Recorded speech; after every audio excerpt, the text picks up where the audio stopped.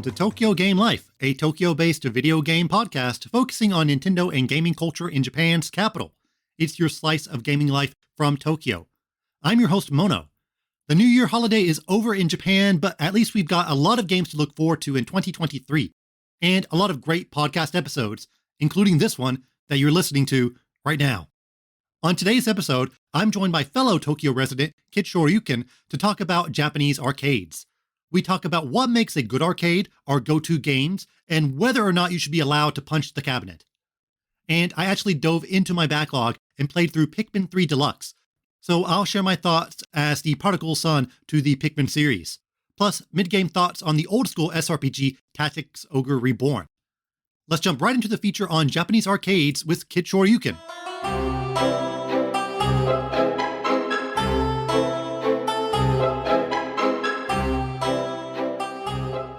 This episode's feature is all about Japanese arcades.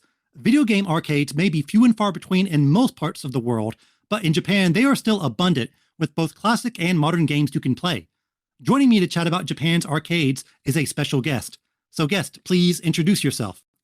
Hello everybody, my name is Jim, and I also go by Kid Shoryuken on various social media sites, and I'm a YouTuber, and I have been covering video games and sort of Japanese gaming culture for over 10 years now.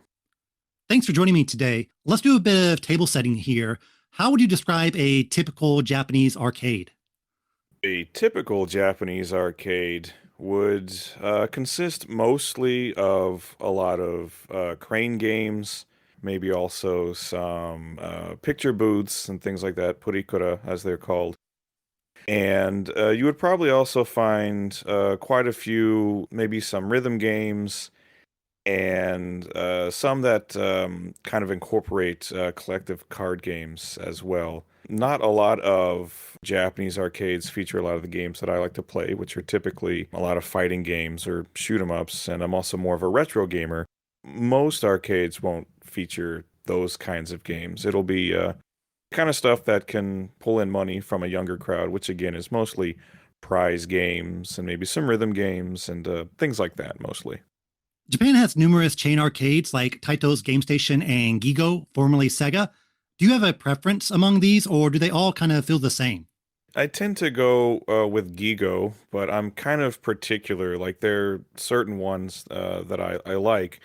So, for example, in Akihabara, there are 3 or 4 Gigo arcades, and in each one, like I said, they're mostly crane games and prize games, things like that. Stuff I'm not too terribly interested in, but it seems like in each one there's at least one floor that I will like to go to. So, for example, I think in Gigo Building number 3, on the 6th floor is what they call Retro G, and it's strictly a retro arcade with games from the 80s and 90s, and I think there are even some older games in there, like maybe something from like the late 70s.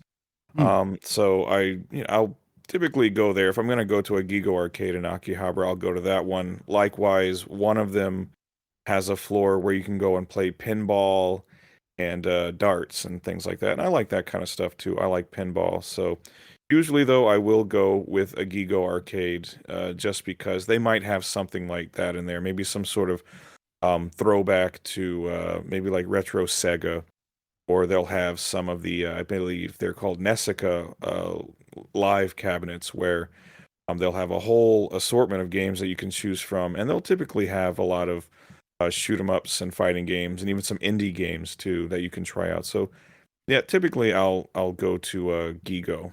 I would say formerly the Sega arcades.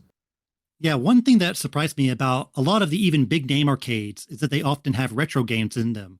It's not uncommon to pop by even like a Taito Game Station, and you're able to play something like King of Fighters 98. Why do you think there's an effort to mix both old and new games? Because there are going to be people in my age range or older that have kind of a nostalgic connection to games like that. In particular, I'm a '90s kid, so growing up, going to when I did get the chance to go to an arcade at home, Mostly what we would play would be stuff like that, like Street Fighter, or maybe if you were lucky enough, they had King of Fighters or X-Men versus Street Fighter or something. And then a lot of the emerging 3D games at the time, Virtua Fighter and the light gun games and things like that. So if you want to attract me to an arcade, you'll have something in there from, the 80s or the 90s because that's what I'm going to want to play. So I think it would be wise to have a mix of things that like younger and older crowds would like to play. Typically, like on the first handful of floors, like a Taito or a Gigo, the first like two or three floors will be mostly the prize redemption games. And I think that's where mostly the younger crowds and couples and young girls like to go and play. And then maybe if you go up on some of the higher floors, that's where you get to some of the stuff that I'd like to play. Once again, it's like what you might say like quote unquote typical arcade games, fighters and shoot 'em ups and quarter munchers, things like that. Out of everything, which arcades in Tokyo would you personally recommend? I would recommend the Mikado Hmm. game centers. There's two of them. There's one in Takadanobaba, which is the original Mikado, and there's also a location in Ikebukuro, and they offer a wide variety of games from the 80s and 90s, and in particular, they have a lot of fighting games, and they tend to hold tournaments and things like that. They do a lot of live streaming. They have their own YouTube channels for their various arcades, and they live stream fighting game competitions. They live stream super plays of shoot 'em up games and things like that. So that's all really fun. And also, I would recommend in Takadano Baba, there is sort of a third Mikado location called, I believe it's called the Retro Game Museum, Hmm. where they have a lot of early 80s arcade machines. So if you like things like Donkey Kong or Pac-Man or Xevious or Breakout, things like that, they have a lot of that. And then in the basement, they have a lot of pinball machines and some other things down there, like Punch Out, Gauntlet, and a few old light gun games. So that one's really great. And then if you're in Akihabara, like I said, they have those various Gigo and Taito arcades, but the absolute best one is called Taito Hei, which is Hey, the Hirose Entertainment Yard. And on their second and third floors, they have a lot of classic arcade games, classic shoot 'em ups, and even some platformers. And then on the third floor, they just have a lot of fighting games from the 90s and 2000s, even more modern stuff like Street Fighter V, which there aren't a whole lot of Street Fighter V arcade cabinets out there, and Tekken 7, things like that. So modern fighters, retro fighters, and a whole lot of retro games on the second floor. So that's my favorite one in Akihabara, and I would say all of those combined, Taito Hei, the various Mikado locations, those would be my recommendations if you're in Tokyo and you want to go to a really good arcade and you want to skip all the fluff, all of the crane games and things. Those are the ones I would recommend going to. Yes, in my first ever episode, I featured the Mikado Game Center, and I definitely agreed that it's very unique and one of the best in Tokyo. Especially, even though they're old games, they cycle out their collection pretty frequently. Yeah, absolutely. I sometimes it'll be a long lapse in time when I actually have an opportunity to go to Mikado, and usually it's a surprise to go in there and see like what they have maybe this year that they didn't have last year, or even if they rearrange machines sometimes to Hmm. accommodate something different, pinball, for example, they'll have in there sometimes. So it's always fun to go in there and see what they've added or taken or changed or what have you. What do you think separates a good arcade from a great one? Is it simply the number of games, or is there something more? I would say it's the number of games, but it's also a variety of good games. That's why a place like Mikado is fun to go to because, like I said, they do have a lot of fighting games, and I think a lot of people they'll think of Mikado as like a place to go to play fighting games competitively, but they also have just a lot of beat 'em ups and shoot 'em ups and like old platformers and puzzle games, light gun games, racing games, the F-Zero arcade, and like maybe Ridge Racer, Daytona USA.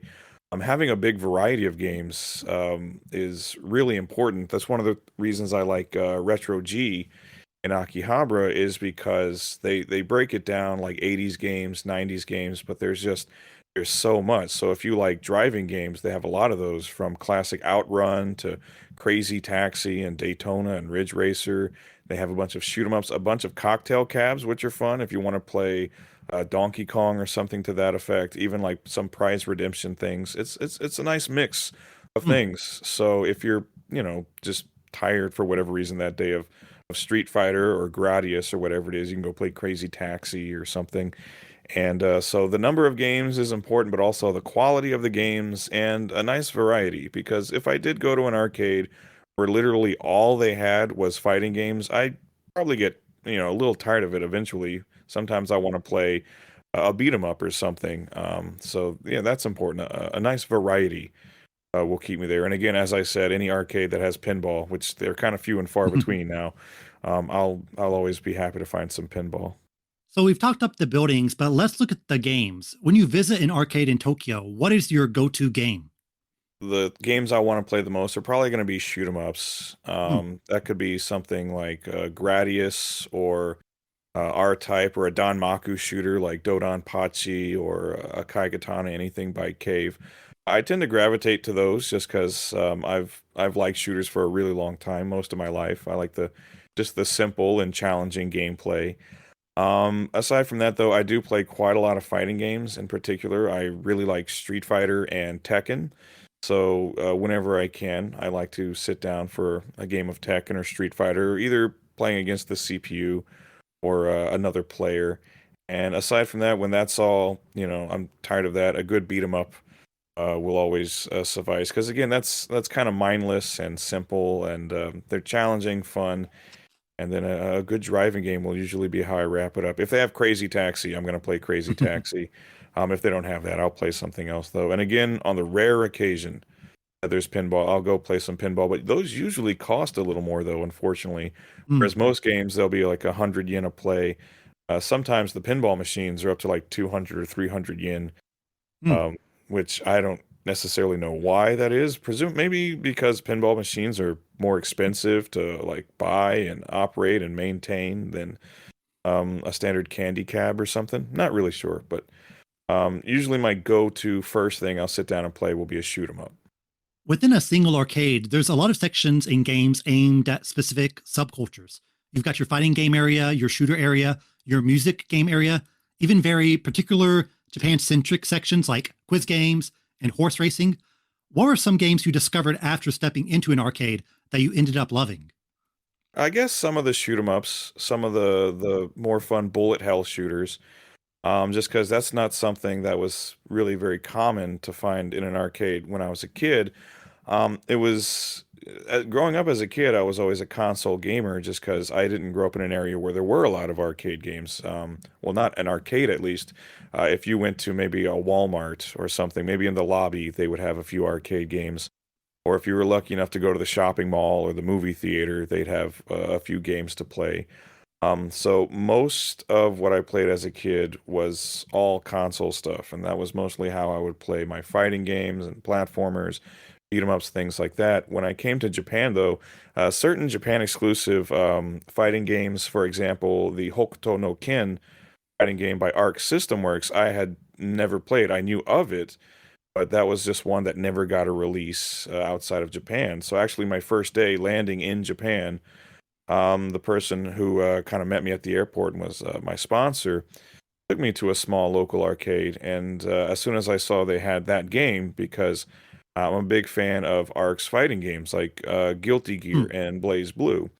And so when I saw that there, and I'm also a big fan of Hokuto no Ken, the anime series, Fist of the North Star. So when I saw that, I immediately just went down and sat and started playing that, jet lagged out of my mind, but I was like, I have to play this game right now.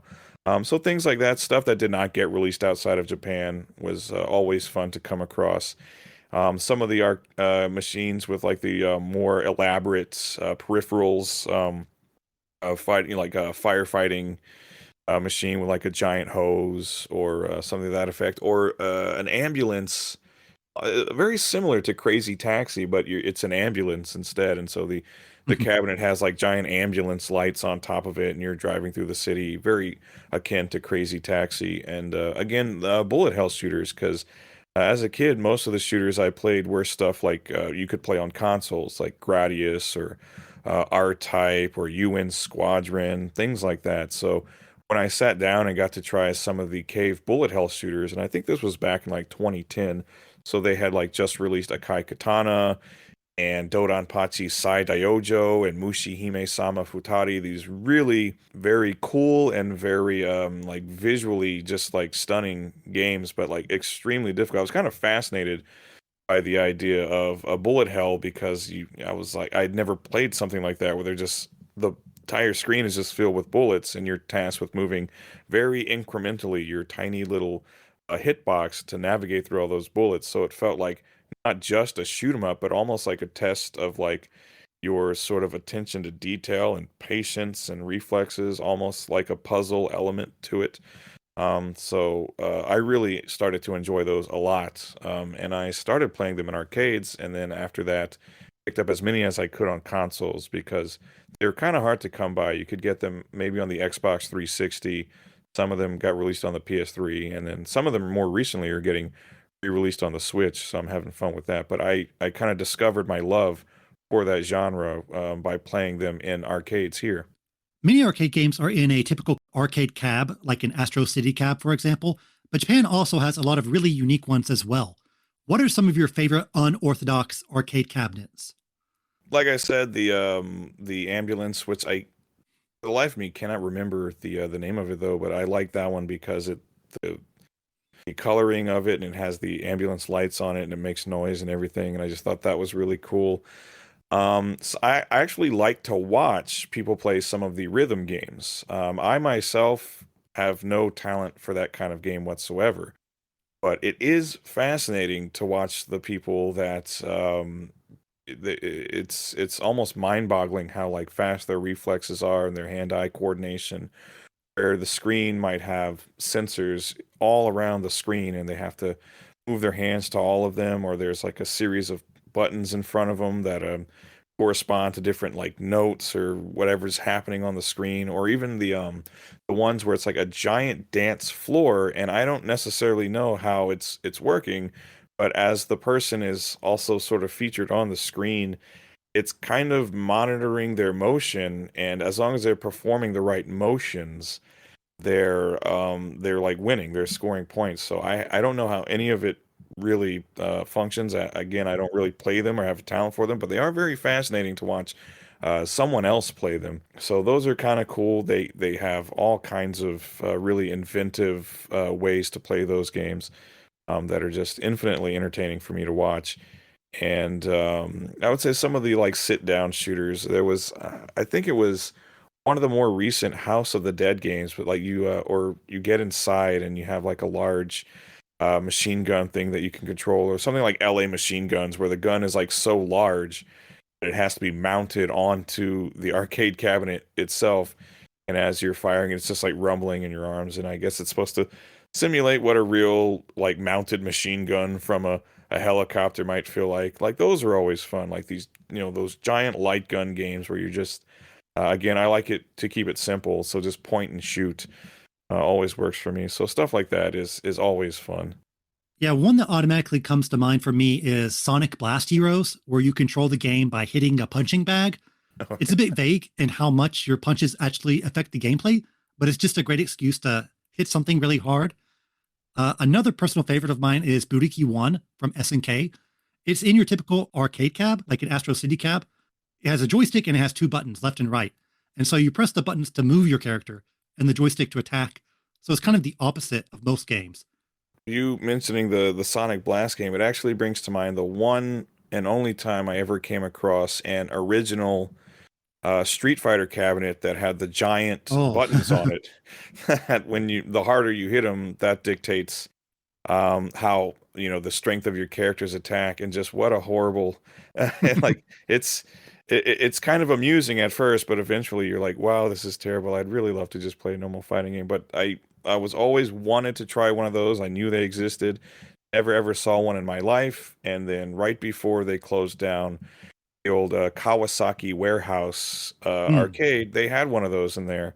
And so I finally got my chance to play it, and it was kind of fun for like 2 minutes, and then I was out, and then I was ready to go back to good old fashioned Street Fighter.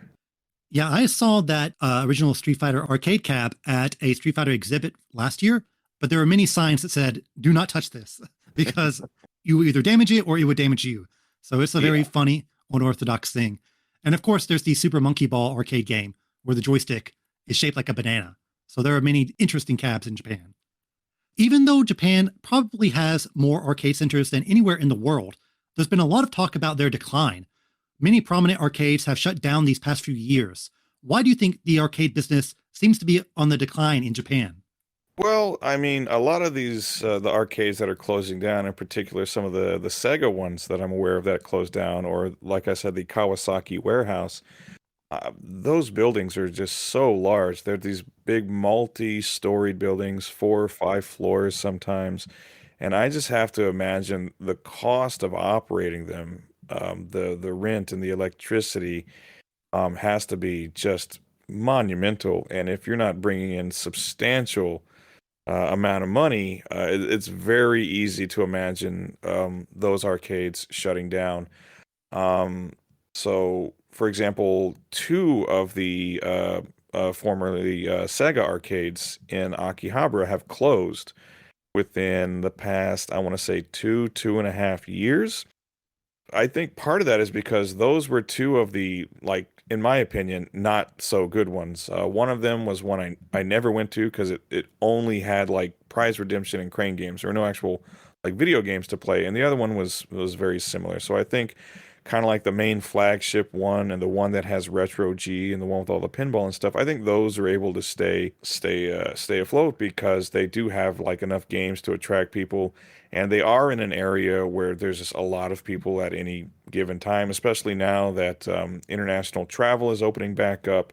If you go to Akihabara right now, there'll be a lot of tourists walking around, and maybe a lot of them will have a desire to get into some of those arcades and try them out. So I feel like arcades like that are in like a good location. They have a lot of games to offer, a variety of different gamers and things like that. I think they'll be more or less okay. But as for the ones that are in locations where maybe there's not so much tourist traffic or there aren't quite so many people interested in going to an arcade to begin with, I just imagine the cost of operating them is so high that eventually it's just the only fiscally responsible thing to do would be close them down and maybe convert them into some other kind of business.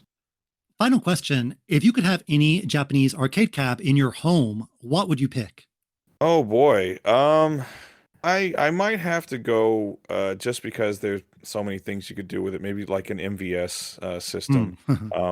Because I, as a sometimes video game collector, I see the prices of games and AES in particular. Those games are just ridiculously expensive, thousands of dollars for each game sometimes. And oddly enough, the MVS games are typically the more affordable option. And I think there were a few different designs of the multi-video system. So there were like the 3 cartridge slot and the 5 cartridge slot. So I would want to have a 5 cartridge slot MVS machine, and then you can just pop in whatever 5 games you want at a time, and then just play all those really great classic Neo Geo games. I'm a big fan of those. I like stuff like Metal Slug, Fatal Fury, King of Fighters, King of the Monsters, 8 Man, and Cyberlip and Magician Lord. I'd have all that stuff ready to play, and I'd have my 5 cartridge MVS somewhere in my apartment. I don't know where I'd find a spot for it, but that's probably what I would have at home, an MVS system. All right. Well, I'm glad I got to chat with you about this subject. Where can people find you? You can find me as Kid Shoryuken on YouTube, on Twitter, on Instagram, and on Facebook as well. And I'm probably going to keep the moniker Kid Shoryuken to make it easier for people to find me. Coming in 2023, probably around February or March timeframe, the name of my YouTube channel will actually be changing to Mad Panic Gaming. And but I'll still be referred to as Kid Shoryuken, and I think my little name plate there where it's like at Nantoka Nantoka. I think I'll still keep that as at Kid Shoryuken, even though I will be doing like a little bit of a rebranding. But yeah, you can find me on all those social media sites. Great. And listeners, the links to everything will be in the podcast description. Kid Shoryuken, once again, thanks for joining me today. Oh, absolutely. Thanks for having me.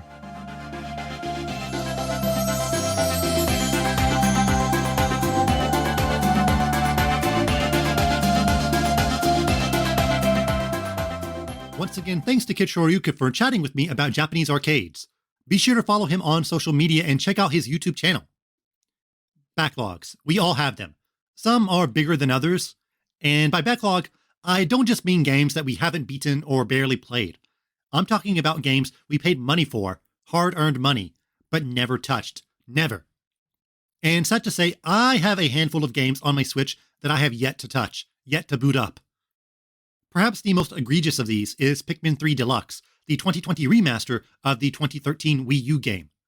I think this was actually the last game EAD developed before they were merged into EPD, so it's a weirdly important title. The Deluxe game was also worked on by A-Ting. You might not know the name, but they've put out some notable titles like Bloody Roar, Kurukuru Kururin, Tatsunoko vs. Capcom, and many others. They are one of the many small for hire game developers in Japan. And they're Tokyo-based, so that's always a plus. As a big Nintendo fan, to have a Nintendo-developed game just sitting on your Switch untouched for months, that's pretty much a sin. Though, to be fair, I have a very complex relationship with the series. I bought Pikmin 1 at launch on the GameCube, so I was technically one of the first people to play Pikmin in the world in a relative sense. I played it, had some fun, but I did not like the timed mechanic. I talked about this in the Game of the Year episode, but as a kid and even into my teenage years, I really hated time sections in games because they stressed me out. I skipped Majora's Mask for years because of this. And due to this, I fell off Pikmin. But I have always liked the aesthetics, characters, and just idea of Pikmin. I'm glad it exists, but when Pikmin 2 and 3 came out, I just didn't care because I was not a fan of the time mechanic. However, I did get into Pikmin Bloom along with my wife. She's way more active in it than I am. I just keep forgetting to plant flowers cause it saps my phone battery. But Pikmin is weirdly something that's part of our lives. I saw Pikmin 3 on sale for half off and thought I might as well grab it because I did hear it was a good co-op title, and it seems like something my wife would maybe like since we've already entered the Pikmin verse. A few weeks ago, she just out of the blue said, "Let's play something on the Switch," and I thought, well, now is as good a time as any to give this Pikmin thing another shot. And I'm glad I did. Pikmin 3 Deluxe was an amazing experience from start to finish. The game follows a trio of astronauts who arrive on a planet to collect fruit for their homeworld. Their homeworld is called Kopai, which is a reference to Nintendo Kopai, the old name for Nintendo. So it is a fun inside joke. However, the astronauts don't have the smoothest of landings and thus also need to gather ship parts, save some other wayward souls, and eventually save the day. The story is fairly light, but there are some nice cutscenes and gibberish voice acting. Some light spoilers, but you do hear English later on in the game, and then I realized Pikmin got full voice acting before Pokemon, but that's neither here nor there. But yeah, the point is that you need to gather fruit and other collectibles in the level, and to do so you need the help of Pikmin, small creatures with their own unique abilities. The Pikmin series is sort of Nintendo's take on an RTS. There's no base building or resource management, but you have a squad that you can use to explore areas, take out enemies, and to solve puzzles. It follows a very lock and key mechanic that you see in a lot of other games, such as Zelda. You need to get from A to B, and there's typically one way to do it. So figure it out. Though the puzzles have rigid solutions, the game offers a tremendous amount of freedom in terms of where to go on the map and what objectives you should focus on. The strength of the game is its incredibly dense levels and creative puzzles. Though each area is large, every little nook and cranny is filled with some secret or collectible. It's not space for the sake of space. Every little tunnel or alcove has a purpose. It's a real joy to just set off with your team and ordering Pikmin to do tasks along the way. Okay, you 5 carry this fruit, and then I need the yellow ones to fight this enemy, and I need to send the blue ones to go to this section that only they can traverse. When you get the hang of it and start multitasking, there's a great sense of accomplishment seeing the area become easier to navigate and the amount of treasures you grab start piling up. I was always excited to see what each little area had. There's a lot of Metroidvania-esque, you can't go here yet, but I get that limiting the stages the first go round might make for a better, more directed experience. And when you do go back with all the Pikmin, with all the abilities, it feels like a whole new map. Whoa, I can go underwater now. And there's a ton of enemies I didn't even see the first go around. This game is always wowing you with its secrets and charms. The structure of Pikmin 3 makes it feel like you're always achieving something, even if you don't complete the story objective in a day. Each day is timed, and after one day you consume one vial of fruit juice. I was concerned about this aspect, since while my hatred of time systems has lessened over the years, it's still not a game mechanic I'm crazy about. There's always the fear that I'm just going to dig myself into a hole that I can't crawl out of. But in Pikmin 3, the time mechanic is very, very generous. There's no set amount of days, so it doesn't feel like a hard timer. You do have a fruit juice supply, but just by playing the game and nabbing fruit you come across, you will have a huge juice buffer almost instantly. When I beat the game the first time, I had about 40 juice containers, meaning I could have played for 40 days without getting a single fruit if I wanted to. And I beat the game in 21 days, so yeah, the timer mechanic, just don't worry about it. I do have to wonder, is it even necessary in the grand scheme of the game? The fun of Pikmin 3 is exploring, collecting, and puzzle solving, not so much time management. I think you could easily get rid of the time mechanic as a whole and still create a compelling Pikmin game. Though the day-by-day aspect of your expedition does have some merit, it is fun to see your stats at the end of the day and to see the rocket launch off as you enjoy a much-needed rest. Outside of Pikmin 3's memorable premise and gameplay, the atmosphere and aesthetic is also iconic in its own right. It's both classic Nintendo in its design, but also a major deviation considering the locales of Pikmin are far more photorealistic than other Nintendo franchises. The dichotomy between the highly detailed world and objects with its simplistic and cartoonish characters is this franchise's unique calling card. Nintendo has been lapped several times over when it comes to making realistic graphics, so some may not be wowed by the locations in this game, but in terms of art direction and design, it still holds up. The soundtrack is also very diverse and catchy. The end of the day tune will be stuck in your head, as will the spaceship theme. The OST in general is just a good thing to put on in the background. Lo-fi Pikmin beats to chill and study to. As I mentioned earlier, I played co-op with my wife, and if you can get a co-op buddy, I think this is the best way to experience Pikmin 3 Deluxe. I was reading up on what changed from 3 to Deluxe, and the original Wii U game didn't even have co-op. That seems crazy to me since this game works so well in co-op mode, and it feels like the game was designed around it. There's even a character switching mechanic, so it is a bit baffling that Nintendo didn't aim for co-op the first go around. But I think maybe the map was really gamepad reliant, which hampers cooperative play. I'm just glad we're on the Switch now. Anyways, the core mechanics of the game are easy enough for anyone to figure out. The controls do take some getting used to, and can be a bit cumbersome. There will be a lot of accidental Pikmin throwing, or screwing up when swapping characters. But when it works, it works. We could split up, do different tasks, then reconvene to do the story mission or whatever. I couldn't help but laugh when we randomly bumped into each other in the overworld while we were doing our own things. It's fun to play together and just play next to each other. Did my wife accidentally set off bombs that killed half the Pikmin? Or fail to dodge a boss attack that resulted in the same thing? Yes. But hey, it doesn't matter in the grand scheme of things. You can always get more Pikmin, so don't worry if half of them die off instantly. If you can, Pikmin 3 co-op is probably the best way to experience the game. It's something I hope they bring back for Pikmin 4. Maybe online co-op? I was clocked at finishing the story mode at 7.5 hours, but in reality it was probably a bit longer. To be honest, I felt like it ended abruptly. The story wrapped up and everything, but I felt like I was just starting to get good at the game.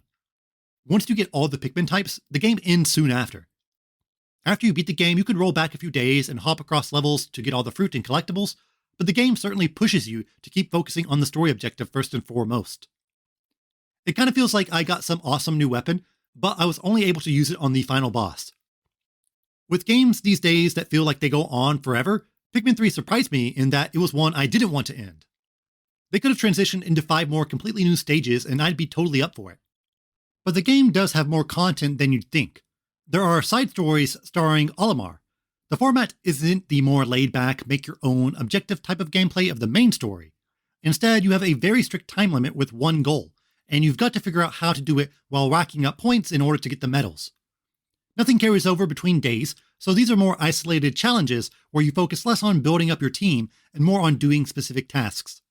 There's Olimar's assignment, which takes place before the events of the game, and Olimar's Comeback, which is sort of an epilogue. The first takes about an hour to complete, and the second maybe 2 or more, but it does encourage replayability with the scoring system. Due to their more strict format, these missions are more challenging than the main game, and a good way to utilize your Pikmin skills that you've honed throughout the story. You can start the first side story at any time, but I highly recommend you hold off until you beat the game. Both are absolutely worth going through. There's also mission mode, which is similar to the side stories in format. The missions are broken up by task, such as getting fruit, defeating enemies, boss rush, etc. I'm more of a fan of the whole carry a big banana thing the game has, so I went through all the treasure missions. There are 15 total, and surprisingly, the last 5 missions are completely original maps. There's a junkyard, there's a birthday party, even a futuristic factory. These are not too difficult, but if you want the platinum medal, you need to know every inch of the map. But even if you just play them once and forget it, the map layouts are diverse and these missions really push your multitasking skills. The side content is fairly meaty, but I think they are likely to be ignored by most people who typically just go through the story mode once and forget about it. But like with Metroid, Pikmin is a game where you need to 100% it to get the most out of the game and understand its strengths and what the developers are aiming for. I got 38 out of 66 fruit my first go-around, but I rolled back a few days, got all the fruit, then beat the game again to get the quote-unquote perfect ending, which is really just a 30-second narration. There is something so satisfying about collecting the fruit. They're just so big, and the animation where you fill up the juice containers is pure ASMR. The boss battles, which are appropriately huge and epic, are wonderful set pieces, and are highlighted by the fact that when you beat it, there's always 3 or 4 gigantic things you need to carry back to your nest. It's a nice breather. Okay, we crushed that horrible monster, now gather up these kiwis and its corpse and let's go home. I didn't like the final mission at all my first time around, but it's certainly more manageable once you know exactly what to do. Still not a huge fan of it though. According to the game clock, it took me about 3 more hours to get the fruit I missed, so my playtime went from 7.5 hours to 11 hours.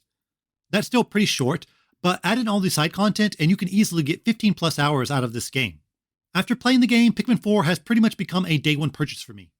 I'm excited to see where they take the franchise, especially since 3 came out in 2013. That's 10 years ago. Is Pikmin 3 a retro game? Maybe.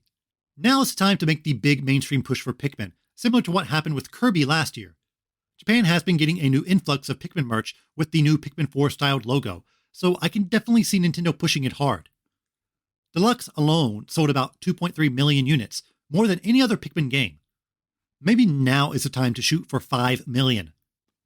We don't have a whole lot of details on Pikmin 4, but we know it has an over-the-shoulder camera. I'm curious how this is going to work since a lot of the gameplay revolves around seeing the entire area around you and multitasking. The over-the-shoulder camera has some advantages though, in that it does make things look big, and small things actually being huge is part of the gimmick of Pikmin. The controls and UX also take some getting used to, so I think Nintendo could definitely streamline a lot of those elements. I had a great time with Pikmin 3, so I highly recommend it. I regret not giving the franchise another chance earlier, though actually maybe it's a good thing I got into Pikmin 3 now, because the next game is only a few months away. If I tried this on the Wii U, I'd be waiting a decade, so being a latecomer is good sometimes. A few episodes ago, I gave some thoughts on Tactics Ogre Reborn, the remaster of the PSP remake of the original SNES game. Normally, if I cover a game more than once, I wait until I beat it. But I'm going to be honest, Fire Emblem Engage comes out in a few days, and I will likely be obsessed with it, so I think I will put Tactics Ogre on the back burner for a while. But I have progressed quite a bit since the last time I talked about the game, so for the first time ever in the history of the podcast, here are my mid-game thoughts. Currently, I'm deep in Chapter 3, which is a bit over the halfway mark, but a lot of content seems to unlock near the end of the game, so there's likely more than I think. Since my last update, I've grown my team quite a bit. I was able to recruit a dragon and a griffin thanks to the cool Beastmaster class, and now I have a much-needed ninja. Every SRPG team needs some sort of ninja or thief to jump high, do critical damage, and just clean house before they get completely destroyed because you overextended. The classes in Tactics Ogre are not amazing on paper. I mean, they are what you'd expect. Knight, mage, healer, etc. I can't blame the game for not having some sort of wild, out-of-the-box class, since every game essentially copied this one and built upon it. But all of them still feel distinct and fill some role in the greater metagame. Once you start learning more passive skills, you are able to pull off a lot of fun things like instantly buffing your team or debuffing the enemy. I've been using a dragon, which isn't as strong as I assumed, but it's a good tank character with cool AoE attacks. Plus, it can throw a boulder, something I didn't know dragons could do. I do wish there were more classes. I know you unlock some more later, but one thing that isn't gelling with me completely is the very linear, strict progression. The game has a level cap dictated by the story, so there's no way to grind a level or two to get the edge on a tough map despite having infinite training maps for you to mess around in. Since skills are level locked, it does feel like the game only wants you to enter battle with a specific type of mage or a specific build for your Terror Knight. SRPGs often have to ride the balance between strategy and RPG. If you make it too strategy focused, it just feels like chess, with little emphasis on customization or freedom in the gameplay. If it's too much in the RPG area though, it becomes too easy to grind past the strategy part, and then you are just mindlessly pushing your guys forward as they destroy everything. Tactics Ogre certainly leans a bit more into the strategy part, which some people may prefer. Honestly, I do wish they weren't so restrictive when it comes to the levels or the classes. I have 12 people on my team, and some of them have duplicate classes. Ideally, everyone would be a different class, right?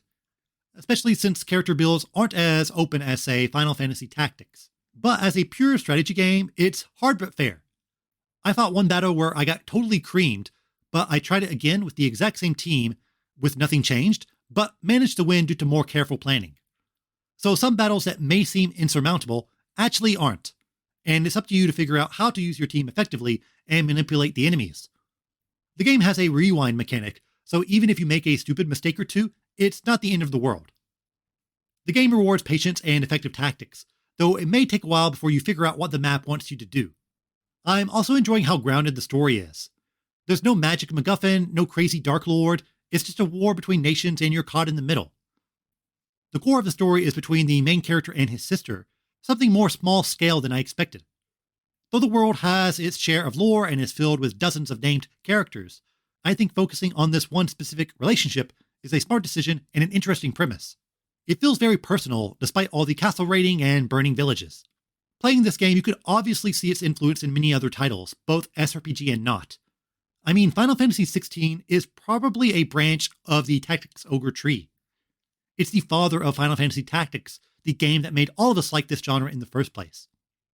Triangle Strategy from last year also owes a tremendous amount to this game in terms of its tone and story. You can't help but respect what this game achieved. I mean, it even predates A Song of Ice and Fire by a year. This is a game I could see myself chipping away at throughout the year. Fire Emblem is coming up, which definitely has a lot more going on in terms of what you can do.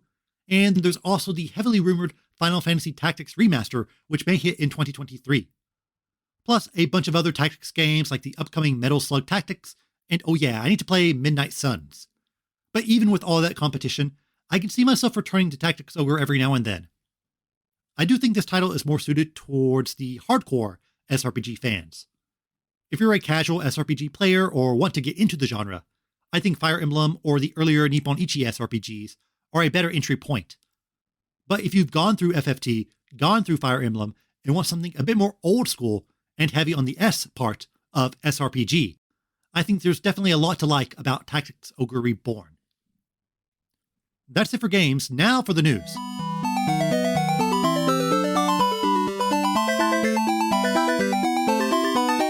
Alright, let's check out some news. But before that, I want to do a little mini feature on two places I visited recently in Tokyo. The first is Mother Museum, which is an art exhibit in Shibuya Parko. This showcases scenes from the Mother franchise, aka Earthbound. Not really scenes, but more background art. Think of all the iconic places in the franchise. They even have the Mani Mani statue there live and in person.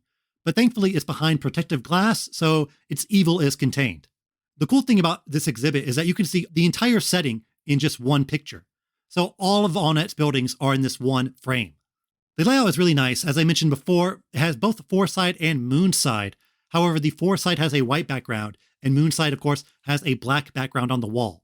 So they put a lot of thought and creativity into how they lay out these iconic places. However, I've only played Mother 2, aka Earthbound, so I mostly gravitated towards those images. Of course, it has an extensive merch area as well, with the highlight being the Super Plush Bear, which is a new item. I went to an Earthbound exhibit maybe 1 or 2 years ago, and it has a lot of the same merchandise, like a lot of Mr. Saturn plushies, and a lot of more avant-garde or kind of prestige items. There's towels, there's art books. You can even buy the script of all 3 Mother games in this really nice box set. And the best part is that it's free, although I guess they make most of their money on the Mr. Saturn plushies. The other exhibit I visited is Mika Pikazo's art exhibit in Shibuya. Like the Mother Museum, it's free, so great for me. If you don't know who Mika Pikazo is, I think you will probably pretty soon because she is the character designer of the upcoming Fire Emblem Engage. I believe she became most famous because of her VTuber art. However, I hadn't heard of her until Fire Emblem.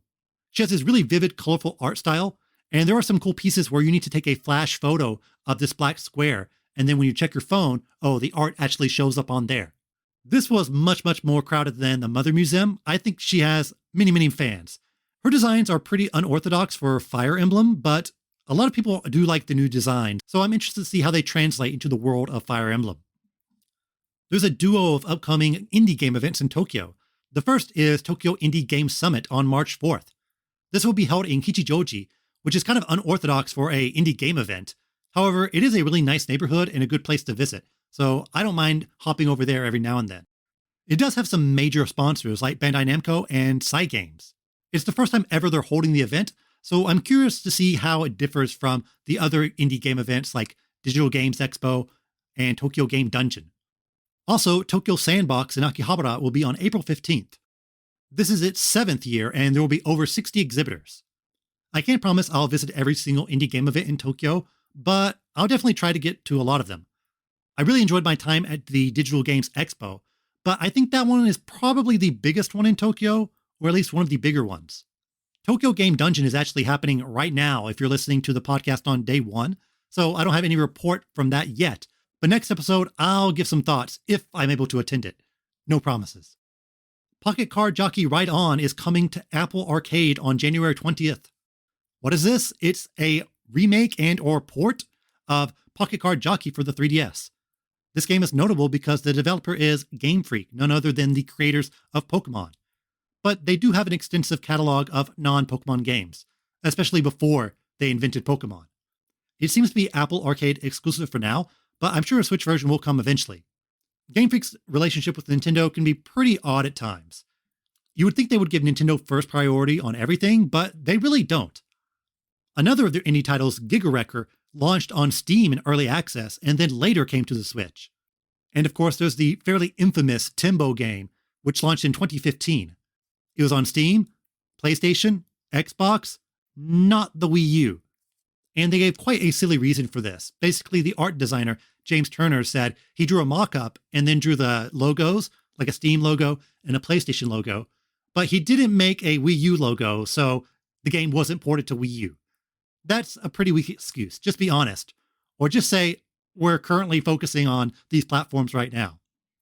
I do wonder why it's only launching on Apple Arcade first. Typically, if there's an Apple Arcade exclusive, some money has changed hands, but does Game Freak really need that money? Are they starving for cash? Either way, Pocket Card Jockey is a pretty well-regarded game, and I didn't play the 3DS version, so I might try the Apple Arcade version. I've actually never dipped my toe in the Apple Arcade waters. However, there are a few games I want to try out, like Pocket Card Jockey, Amazing Bomberman, and I believe they still have that Choo Choo Rocket game there as well. So maybe in a future episode, I will have a focus on Apple Arcade, so look forward to it. PlayStation recently announced Project Leonardo, which is a new PlayStation controller. It's something I would describe as an accessibility controller and aimed at gamers with disabilities. It looks like a gigantic circle with huge buttons. You can swap out the buttons and even assign special commands like L2 and R2 to a single button. I think it's really great how a lot of hardware makers like Sony and Microsoft have gone out of their way to make more accessible controllers. I have to imagine these don't sell a whole lot, but it opens up the gates for people who normally don't play games to get a chance to actually interact with them. However, Nintendo really doesn't do any accessibility thing, right? There's no accessible version of the Pro Controller. I guess you could argue the Joy-Cons and motion controls give people a bit of versatility when it comes to playing games and giving them unique input methods, but there's nothing really aimed at disabled gamers. Hopefully Nintendo focuses on this audience in the future. Instax Mini Link is getting a Splatoon version on January 19th. If you're not sure what this is, it's basically a smartphone printer. However, they have some Nintendo collaborations. There was a new Pokemon Snap version with a blue and red kind of switch design. The Splatoon version has a more purple design, and the button is shaped a bit different from the new Pokemon Snap version. And if you ever see my podcast promo art, I use this to print out the photos. It's pretty good as a smartphone printer. It is a bit pricey, about $100, but if you're going to print out photos, well, this is the thing you need. It also comes with like a green squid cover, which I guess you can put on it for whatever reason. Last bit of news, Yusuke Kozaki, one of the former Fire Emblem character designers who worked on Awakening and Fire Emblem Fates, recently revealed that he also designed Pokemon for Scarlet and Violet. Specifically Varoom, Revavaroom, Satotl, and Setatan. Satotl is easily one of the better designs in the game, and Scarlet and Violet, even though it has quite a bit of flaws, definitely has a lot of excellent new Pokemon. I mean, that's a great email to get. Hey, can you design some Pokemon? I really enjoyed his Fire Emblem art, and I think his more modern art style really helped push Fire Emblem into the mainstream, so I definitely think he has a strong connection with Nintendo. I'd love to see him design more Pokemon, or maybe something else in the future as well. Now for the Japanese gaming phrase of the week. This week's phrase is shodoukei, shodoukei. This is a term describing games that make the bulk of themselves in the first week and don't have a lot of legs. Many JRPGs fall under this, but it's definitely a term that's not often used for Nintendo games, especially in the Switch era. When I hear shodoukei, I think of the Simple series of games back in the PS2 days, where they just churned out game after game. Just get it out and then focus on the next one. Once again, shodoukei. And the Japanese tweet of the week. I picked one from Game Surugaya. Yes, the official Twitter of the Surugaya Used Games Shop, which I talked about on this podcast earlier. Recently, it seems like they got a rather large stock of unopened Nintendo games, including a lot of Game Boy titles and classics like Donkey Kong Jungle Beat. I don't know how they got these or if they committed some sort of elaborate heist, but if you want to buy brand new Game Boy titles in the year 2023 at a reasonable price, it is possible at Surugaya. Most of the games are pretty obscure, but discovering old games is part of the fun of retro hunting. As always, the tweet is in the description. And we're done. Thanks as always for listening. Be sure to like and subscribe to this podcast on your favorite app. Leave a 5-star review as well. It really helps with visibility. The podcast is also available on YouTube, so like and subscribe there as well. I'm on Twitter, Instagram, and TikTok. Just search for Tokyo Game Life or find the links in the podcast description. If you like the podcast, be sure to share it with your friends and on social media. If there's anything you want me to talk about or cover, don't be shy, just message me on Twitter. The next episode will be on January 29th, a rare third episode in 1 month. Prepare for some Fire Emblem talk. See you next time. Matane!